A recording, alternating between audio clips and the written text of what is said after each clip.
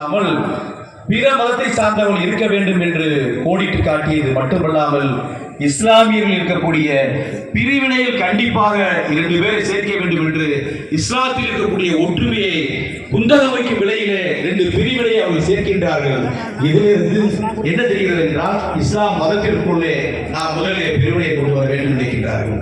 அதற்கடுத்து வக்ஃபுக்கு ஒருத்தர் தானம் தர வேண்டும் என்றால் 5 ஆண்டு காலம் அவர் இஸ்லாமியராக இருக்க வேண்டும் என்று சொல்கிறார்கள்.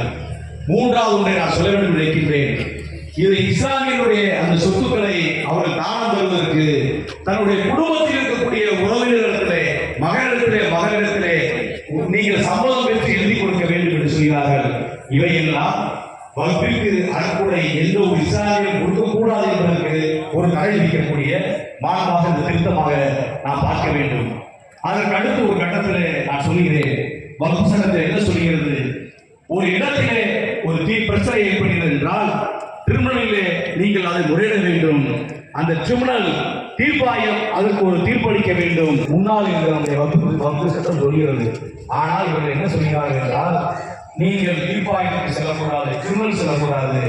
எந்த பகுதியில் அந்த சொத்தில் பிரச்சனை இருக்கிறதோ நீங்கள் அந்த சம்பந்தப்பட்ட ஆட்சித்தலைவரிடத்திலே நீங்கள் அணுக வேண்டும் என்று சொன்னால் அந்த சொத்தினுடைய தீர்ப்பு என்பது, அந்த சொத்தில் இருக்கக்கூடிய இல்லங்கள் என்பது எந்த இடத்தில் நீங்கள் இந்தியாவில் எண்ணி பார்த்தால் உற்று பார்த்தால் எந்த இடத்திலும் அந்த வக்ஃபு சொத்திற்கும் அரசுக்குமான பல்வேறு இடங்களிலே பிரச்சனை இருக்கிறது.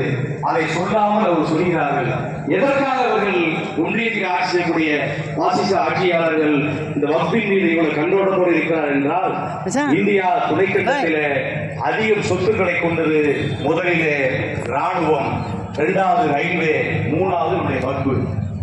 வக்ஃபினுடைய சொத்தினுடைய அளவு 2,02,00,000 மதிப்பிலான சொத்துக்கள் நம்முடைய வக்ஃபிற்கு இருக்கின்றது.